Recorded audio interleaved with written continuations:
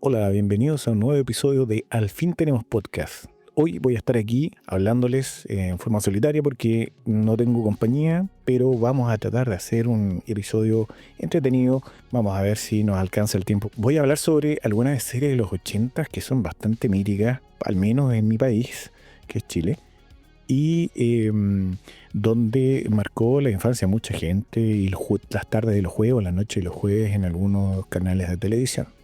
En los años 80, la televisión nos regaló héroes imposibles, máquinas futuristas y aventuras que marcaron a toda una generación. Lobo del Aire nos llevaba a surcar los cielos con un helicóptero supersónico, equipado con la tecnología más avanzada y piloteada por Stringfellow Hawk, un héroe solitario con misiones secretas al servicio del gobierno.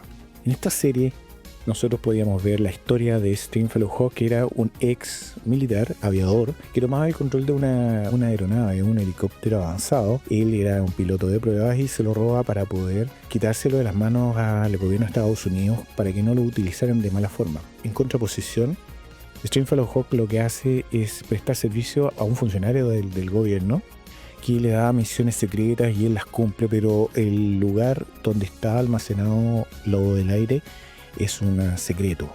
Él lo comparte con su gran amigo de apellido Santini, quien es su copiloto y compañero de aventura. Más adelante en la serie nosotros nos encontramos con algunos personajes, como una chica que viene a cubrir un poco la falta de otros personajes, y que también es una piloto que era sheriff de un pueblo y piloteaba un helicóptero, pero en ese pueblo la policía era corrupta excepto ella, y ella finalmente abandona la fuerza y se queda trabajando con Stringfellow Hawk. La historia, un poco gira en esto, con una dinámica bastante buena en su momento, buenas escenas, una banda sonora bastante mítica que es muy básica, hay que decirlo como son las cosas, pero que marcó a mucha gente, y si tú la colocas así en algún lugar, estoy seguro que el 80% de las personas mayores de 40 años se acuerdan de la música de Lobo del Aire. Esta serie además tiene una historia central, que es la búsqueda de su hermano, quien estaba perdido en la guerra de Vietnam. Para nosotros, Lobo del Aire debería haber terminado con su cuarta temporada, creo. Pero una empresa canadiense, una productora canadiense, toma el control de la serie, que había sido producida por Donald P. Belisarius, muy conocido por NCIS y Jack Justicia Militar. Y hace la quinta temporada con puros recortes de escenas previas de Lobo del Aire, con una atmósfera bastante oscura, bien así como metido con el bosque y todas estas cosas. Y Stringfellow Hawk es reemplazado por su hermano, quien en el primer capítulo de esa temporada retorna al país, y vemos a Stringfellow Hawk en el hospital abandonando un poco el papel de piloto de lobo, y que lo asume su hermano, y al menos termina en una temporada. La calidad de esta quinta temporada es bastante mala, hay que decirlo, por eso que mucha de la gente que es fanática de Lobo del Aire solamente llega hasta la cuarta temporada, y la quinta básicamente la desechan. Todo lo que son animaciones computacionales y maquetación del helicóptero son terribles, y además la reutilización de escenas que fueron grabadas en capítulos anteriores es bastante grosera. Así que tuvo su momento peak y luego cayó en el olvido. Pero por tierra, esto es en el aire, pero por tierra nosotros teníamos al Auto Fantástico, que nos presentaban, esta es la serie, se llama el Auto Fantástico, que nos presentaban a Kit con 2T, que era un auto inteligente con voz propia, era muy sarcástico, y que acompañaba a un piloto, que estaba representado por un joven actor que se llama Michael Knight, el personaje, y que lo acompaña en su lucha contra el crimen. La tecnología de la acción es lo máximo. Entonces, el Auto Fantástico es como una historia parecida un poco al tema de Lobo del Aire, pero el auto no dejaba de ser parte de una fundación. Y esta fundación permitía, o sea, cubría estos espacios que eran requeridos para poder hacer misiones.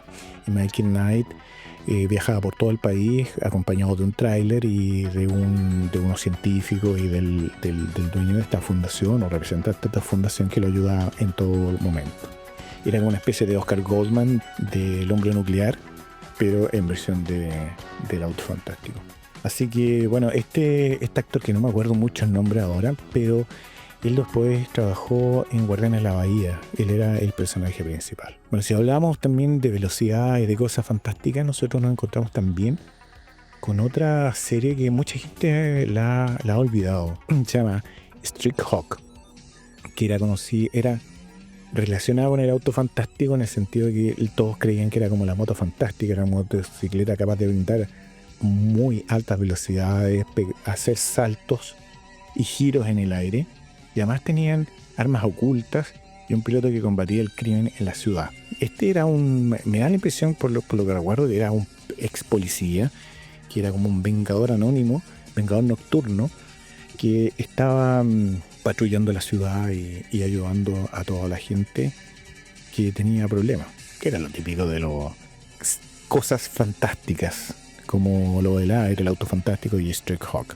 También habían otras series que nos marcaron mucho, que para mí por lo menos fueron Los Magníficos. Yo estaba por ahí por el año 85, 86, estaba en el colegio y me acuerdo que mis compañeros todos se creían parte de Los Magníficos. Teníamos a Aníbal Smith, a Murdoch, Fez y teníamos a Mr. Tepo, que era Mario Baracus. Y ellos eran unos ex comandos que habían luchado en la guerra de Vietnam, pero que habían sido acusados injustamente por un crimen que no cometieron y que se lo asignan para poder escapar los culpables de su propia responsabilidad.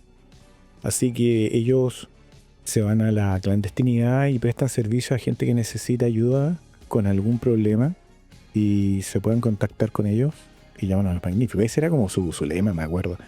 Era bastante bueno. La locura de Murdoch, que era muy... Era como la relación entre Murdoch y Mario Baracus, era como de tira flojo y de querer y no quererse, ¿cachai? Entonces ellos se relacionan muy bien y le dan ese humor a la serie. Mr. T había aparecido unos años antes en una película de Rocky 3, donde básicamente lo muele a golpes a Rocky y después Rocky se prepara para ganarle con la ayuda de Apollo Creed.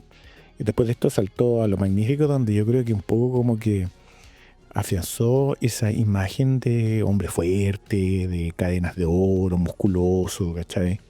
Y el tipo se hizo famoso por muchos años. En caso de Faz, casi le decían Faz, había trabajado en una serie de televisión que se llama Battlestar Galactica, la original por supuesto, y después se pasó a esta serie.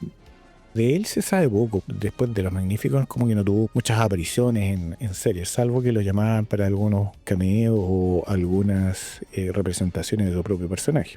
El otro era Aníbal Smith, que era el jefe que andaba fumando un puro y que él organizaba pero no hacía nada.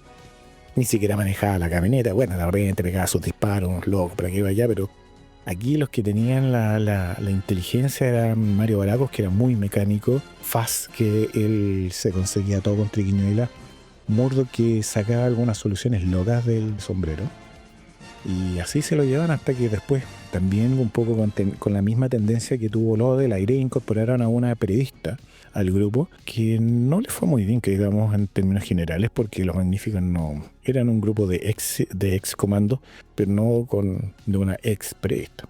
Le fue muy bien en todo caso en Latinoamérica y le fue muy bien en Chile, especialmente en los rangos etarios más bajos. Estamos hablando de chicos entre 13, 14, 15 años y también más arriba. Impactó tanto en nuestra sociedad que muchos de los chistes y del humor de esa época hacían mención a los Cuatro Fantásticos. A mí se me había olvidado hablar que el actor de Murdoch también apareció en una serie de televisión que se llama Star Trek The Next Generation, TNG. También apareció en algunos capítulos de Star Trek Voyager.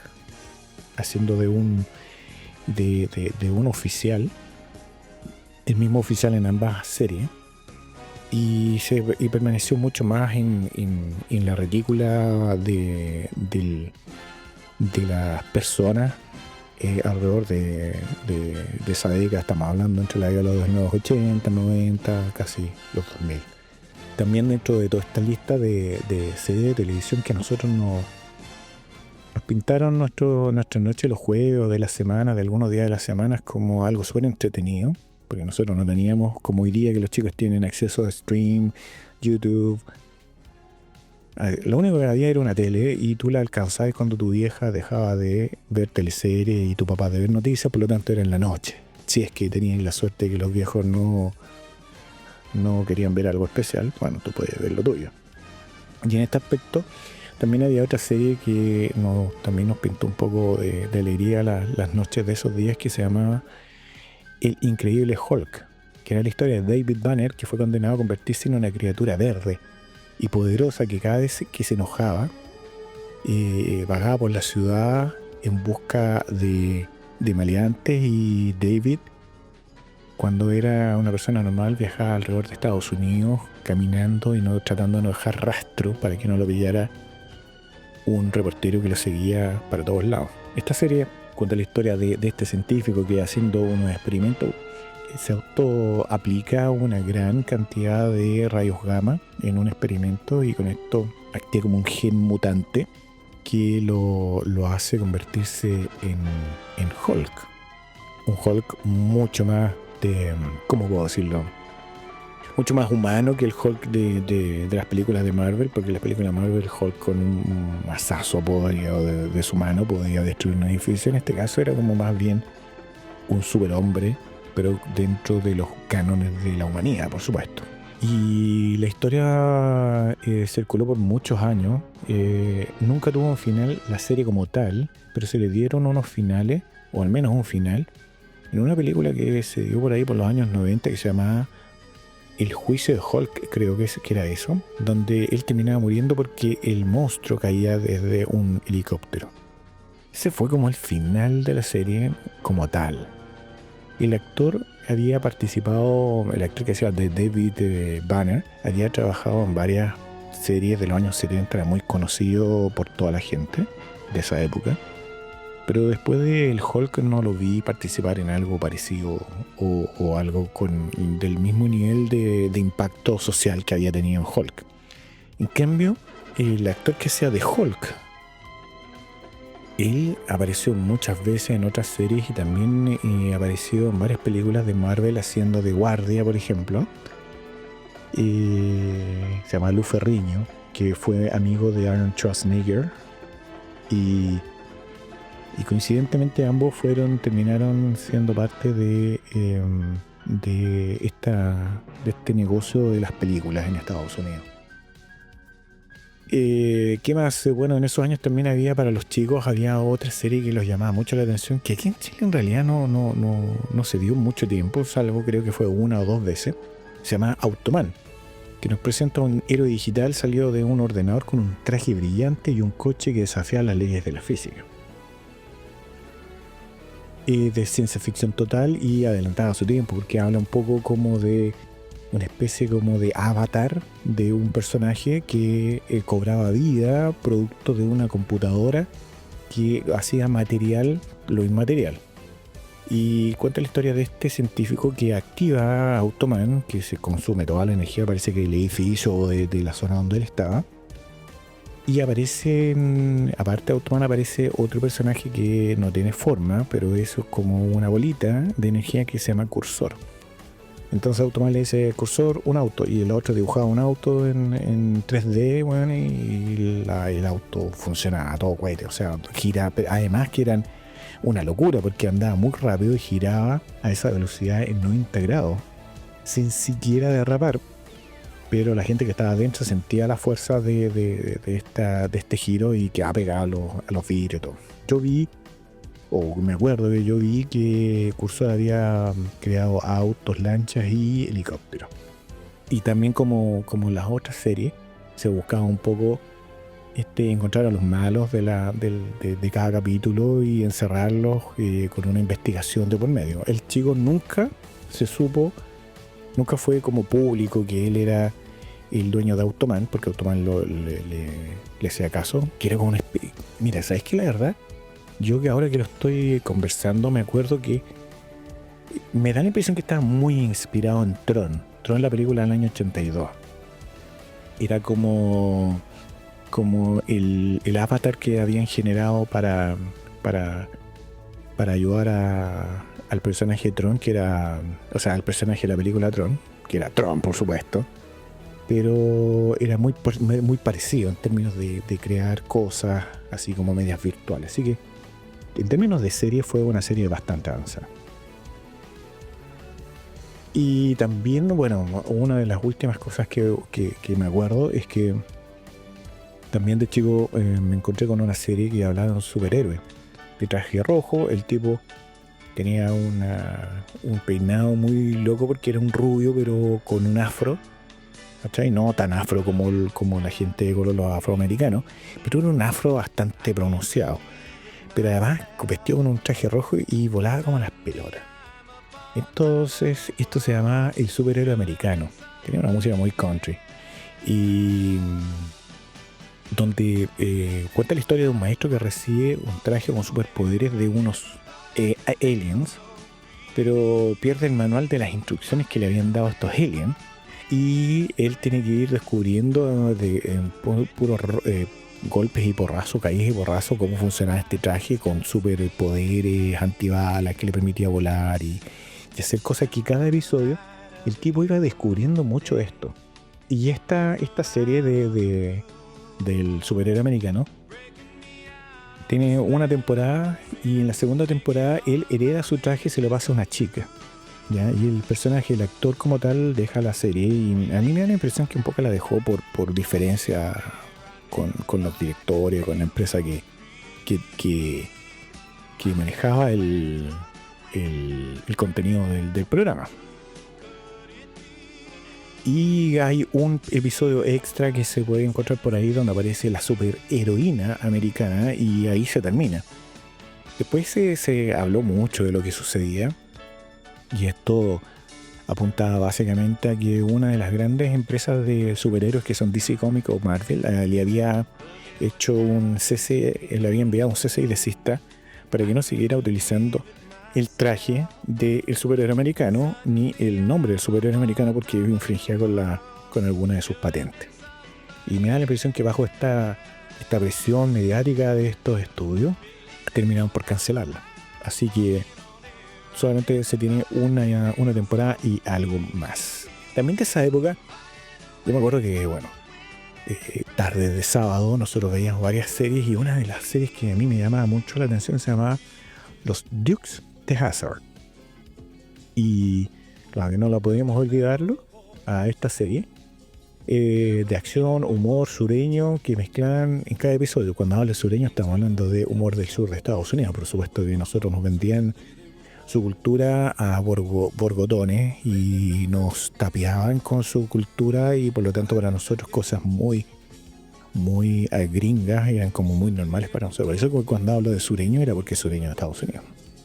Y esta serie seguía las aventuras de Bo y Luke Tuck, dos primos rebeldes que recorrían los caminos del condado de Hazzard a bordo de el mítico General Lee. Era un Dodge Charger que rampa que veía la utilizaban para saltar. En la serie el auto estaba impecable, pero en la vida real creo que más de 50 Dodge Charger fueron destruidos con estos saltos de circo, básicamente. Y este General Lee, ¿por qué le dicen General Lee? Bueno, primero porque el color era naranjo, era muy llamativo, era como un auto de carrera, y tenía arriba la bandera confederada de Estados Unidos, que estamos hablando de la bandera de la guerra de la secesión de los perdedores del lado sur. En esta serie siempre eran acompañados nuestros primos por Daisy, que era como la chica linda del grupo, que era su prima, por supuesto, y su tío, que se llamaba el tío Jesse, que era un viejito muy bonachón, que nunca se metía en problemas, pero siempre tenía la clave para solucionar los problemas. Él te daba el consejo exacto o hablaba con una persona precisa. Los Dukes vivían escapando de las trampas del corrupto Boss Hogg, que era como una especie como de alcalde, y del torpe sheriff Roscoe P. Coltrane, que era un tipo que le faltaba la chaucha para el peso. La serie era pura diversión, persecuciones a toda velocidad, choques espectaculares y ese inconfundible toque de humor campirano de Estados Unidos, por supuesto. Fue tan popular que el General Lee se convirtió en un ícono televisivo y hasta hoy sigue siendo uno de los coches más recordados de la pantalla chica, que es como estamos hablando de todos estos como super autos y super de todos. Este también marcó un hito. También en esa época nosotros nos encontramos con otra serie que se llama Chips, Patrulla Motorizada. Y si hablamos de clásicos de carretera, era imposible no nombrarlo a Chips, Patrulla Motorizada. La serie que nos llevaba a las soleadas autopistas de California, donde dos oficiales de patrulla de camino, John Baker, que era nuestro querendón amigo rubio, muy gringo pero muy buenachón, y teníamos a Frank Poncharello, que era como un latino. El weón la rompía en esa época porque todas las minas estaban vueltas locas por él en Estados Unidos. Era una época donde los latinos no representaban un peligro como lo representan hoy día. Y recorrían las calles con sus motocicletas cuidando el orden y de paso metiéndose en todo tipo de enredos absurdos a veces. Ellos eran una pareja de motorizados de carretera. Chips, en realidad se debería llamar CHES, Cheese. Pero la P se lo pusieron para poderse un poco como desligar de ese acrónimo, porque ese acrónimo era de la policía para sus patrulleros, pero no tenían el permiso de utilizarlo. Entonces la magia de Chip estaba en la combinación perfecta de acción, comedia ligera, persecuciones espectaculares en moto, accidentes en cámara lenta y esa carismática personalidad de Punch, siempre con una sonrisa, contrastando con la calma y la seriedad de John Baker, que era el amigo perfecto, hacía su tarea, en cambio Punch era el que tiraba la talla, como tu compañero de curso. Esta fue una serie que no solo nos mostró el lado heroico de la policía en moto, sino que también se convirtió en un relato muy setentero y ochentero de la vida californiana de esos lugares de Estados Unidos. Surf, sol, disco, mucha camaradería. Con Chips, cada capítulo era un paseo lleno de velocidades, humor y aventura en las autopistas infinitas de Los Ángeles. También en esa época nosotros teníamos algunas otras series que no son muy conocidas, poca gente se recuerda de ellas, como El Hombre de la Atlántida, que antes de Aquaman o de los superhéroes acuáticos modernos, la televisión nos dio a Mark Harris, El Hombre de la Atlántida, que estaba interpretado por Patrick Duffy, que era un actor que era muy conocido por la serie Dallas. Interpretaba a este misterioso ser con branquias y habilidades marinas sobrenaturales, que parecía ser el último sobreviviente de la Atlántida. Cada episodio mezclaba ciencia ficción con aventuras submarinas, mientras Mark trabajaba con un equipo de científicos y se enfrentaban a villanos que querían aprovechar sus superpoderes. Fue una serie corta, pero dejó huella en el aire por lo enigmático y por mostrarnos un mundo bajo el agua que pocas series anteriormente lo habían logrado. Mi hermana era muy fanática de esta serie y para mí era intrigante porque era como la mezcla de Buck Rogers del siglo 25, que era otra serie que la voy a resumir en un momento, pero era muy parecida, pero en vez de ser en el espacio y en el futuro, era bajo el agua. Otra de las series conocidas era Dallas, porque si hablamos de fenómenos televisivos no hay que olvidarse de Dallas. Más que una serie, fue un auténtico culebrón que mantuvo a millones de espectadores pegados a las pantallas con las intrigas de la familia Ewing, un clan petrolero de Texas, donde el poder, la ambición y las tradiciones eran pan de cada día. Su personaje más icónico fue, sin duda, J.R. Ewing, el villano encantador que todos amaban y odiaban, pero que había aparecido anteriormente en una serie de los años 70 que se llamaba Mi Bella Genio. Era el Capitán Roger. La serie se volvió histórica con su famoso ¿quién le disparó a JR? Que tuvo al mundo entero expectante durante meses. Drama, lujo y giros de guión que marcaron una época. Esta serie de televisión era como una teleserie sudamericana y de Chile, pero hecha una serie de televisión gringa, era muy buena, y sus competidores eran muy conocidos porque teníamos Dallas y teníamos a Falcon Crest y teníamos otra serie que no me acuerdo que también era tan buena como esta, pero que eran como culebrones televisivos y que a mí, bueno, yo veía lo que me ponían por delante, porque esa weá de que no tener televisión, no tener lo que tengo hoy día, que es de televisión a la carta, tú veías y consumías lo que se te presentaba. Por eso que yo veía Dallas y veía otras cosas como BJ McKay, que se llamaba BJ and the Beer, BJ y el oso. Del petróleo texano, bueno, pasamos a BJ and the Beer, conocida por muchos países como las aventuras de BJ McKay.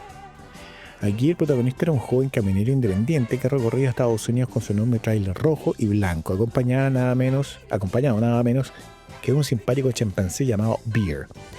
Entre carreras y carreteras, BJ se mantenía en líos, ayudaba a la gente en apuros y lidiaba con autoridades corruptas. Era una mezcla de acción ligera, humor y esa sensación de libertad absoluta que solo te puede dar la vida en la ruta. Entonces BJ McKay no tenía un estilo muy parecido a lo que eran los Dukes de Hazzard, pero era en carretera, y también tenía un policía que lo seguía y me da la impresión, sí, que más no recuerdo, que un crossover. Y bueno, yo estuve hablando de una serie, El Hombre de la Atlántida, que era como una serie de ciencia ficción, pero también tenemos otra serie que era un poco más de niño, pero también de ciencia ficción, se llama Alf.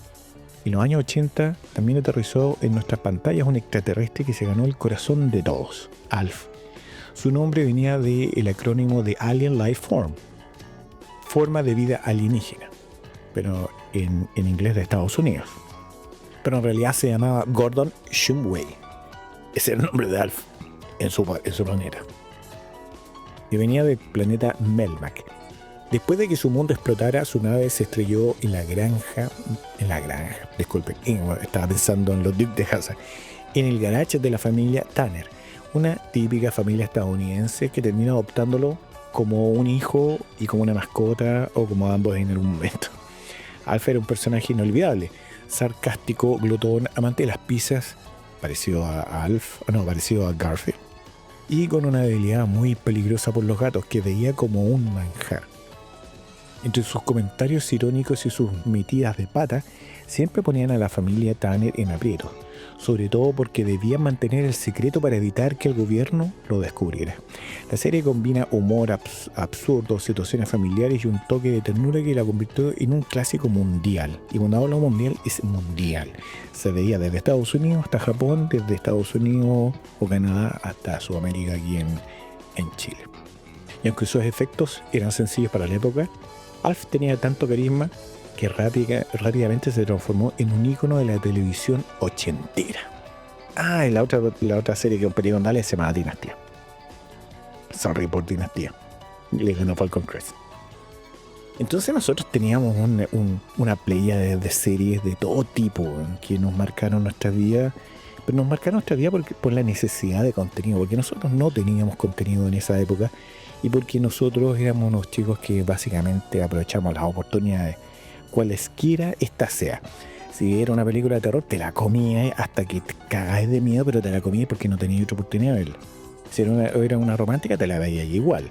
Si era una serie de época, la veías. Si era una serie de ciencia ficción, aún mejor, porque eran las que a nosotros nos gustaban en esa época. Así que todas esas series nos ayudaron. Y hablando de series de ciencia ficción, de Buck Rogers en el siglo XXV. Entre las joyas de ciencia ficción ochenteras estuvo Buck Rogers en el siglo XXV. La estoy tocando un poquito todo al final porque como que tenía una pata en los años 70 y tenía otra pata en los años 80. Pero bueno, digamos que es de los 80 porque terminó en los 80 al menos. Entonces estuvo Buck Rogers en el siglo XXV. La serie contaba las historias del capitán William Buck Rogers, un astronauta de finales del siglo XX, que tras un accidente espacial quedó congelado en animación suspendida por 500 años. Cuando despierta en el siglo 25 se encuentra con una Tierra muy distinta, futurista, llena de tecnología, pero también amenazada por fuerzas alienígenas y gobiernos autoritarios. Acompañados por el coronel Vilma Deering, creo que es Vilma Deering, y el simpático robot Twiggy, con su característico bidi. Buck Rogers vivía aventuras que mezclaban acción, naves espaciales, villanos extravagantes y ese estilo colorido que solo la televisión de finales de los 70 y principios de los 80 podían dar. Muy así como onda disco, futurista. Así que era como todo muy lindo. Habían mujeres muy preciosas en esa serie. Y más que una simple serie, Buck Rogers fue una mezcla entre aventura espacial y humor ligero, con mucho del espíritu pulp de los cómics originales, pero adaptando al boom televisivo posteriores a lo que fue Star Wars. Star Wars abrió como un antes y un después en términos de la ciencia ficción, se vio de otra manera, dejó de ser como el tema de películas clase B y pasó a ser algo más importante. Entonces, más que una simple serie, Buck Rogers fue una mezcla de aventuras espaciales y humor ligero. Eso es lo que había dicho. Dentro de los personajes principales tenemos al capitán William Buck Rogers, el protagonista de la serie, un astronauta del siglo XX que despierta 500 años después, en el futuro, pero carismático, valiente y con mucho ingenio. Está la coronel Vilma Deering, oficial de la Tierra y compañera de aventuras de Buck, inteligente, valiente y una de las primeras heroínas de acción fuertes de la televisión de esa época. Era muy fuerte, sí, en realidad ella mandaba a veces y Buck tenía que obedecer. El Dr. Elias Ward, científico, líder sabio del gobierno de la Tierra, guía moral y mentor de Buck. Twiki, el simpático robot asistente, Biri, Buck, pequeños, graciosos y con su inolvidable frase que le acabo de decir, que era Biri. El Dr. Theopolis, un ordenador cerebro en forma de disco que colgaba del pecho de Twiki. Era uno de los líderes de la inteligencia artificial de la Tierra. Teníamos también a uno de los malos, o a una de las malas, o malos entre comillas, que era la princesa Ardala, la princesa draconiana, bella y ambiciosa, hija del tirano Kane. Estaba obsesionada con conquistar tanto la Tierra como el corazón de Buck Rogers, muy enamorada de él. Su enamoramiento de Buck era una mezcla de capricho y atracción peligrosa. Era estupenda su mujer. Y teníamos a Kane, que era el general de los draconianos y mano derecha de la princesa Ardala, representaba una amenaza militar contra la Tierra. Ese era un poco lo que nosotros veíamos de Buck Rogers. Y para cerrar, así fueron los años 80 en la televisión. Una explosión de imaginación que llegó desde Estados Unidos y se instaló en las pantallas chilenas. Tuvimos héroes de carne y hueso, como el increíble Hulk, y justicieros tecnológicos como Michael Knight, con el auto fantástico, o Stringflow Hawk, con su lobo del aire. La carretera se llenaba de acción con los Dukes de Hazzard, las motos de Chips, patrulla motorizada, y hasta con BJ McKay y su inseparable chimpancé Bear. La ciencia ficción nos abrió puertas a nuevos mundos con Automan, el hombre de la Atlántida, Buck Rogers en el siglo XXV y sus princesas intergalácticas, o el humor extraterrestre de Alf. También vivimos intrigas, glamour y poder con series como Dallas y Dinastía, mientras que otras series también nos acompañaron durante ese periodo de tiempo tan inolvidable en nuestras vidas. Todas estas historias, con sus personajes inolvidables, mezclaban aventura, humor, drama y futurismo ochentero. Series que más que entretener se convirtieron en parte de nuestra memoria colectiva, formando ese modelo único de cultura pop que todavía nos hace sonreír con nostalgia. Porque si los 80 tuvieron un superpoder, fue el de hacernos soñar frente a la pantalla chica. Qué momento más lindo fueron esos años 80 con todas sus series que nos acompañaron durante años y años. Así que esto ha sido todo por hoy. Les agradezco que hayan tenido el tiempo de estar conmigo y escuchar todas estas tonteras que he estado hablando. Más que tonteras, son recuerdos de un momento muy apreciado para mucha gente, nostálgico para otros, y para muchos de los chicos nuevos, quizás sea un buen momento para descubrir con qué se entretenían tus tíos, tus padres o tus abuelos. Así que yo los conmino a que no olviden que esa parte estuvo en tus vidas. Nos vemos pronto en otro episodio más de Al fin tenemos podcast. Muchas gracias.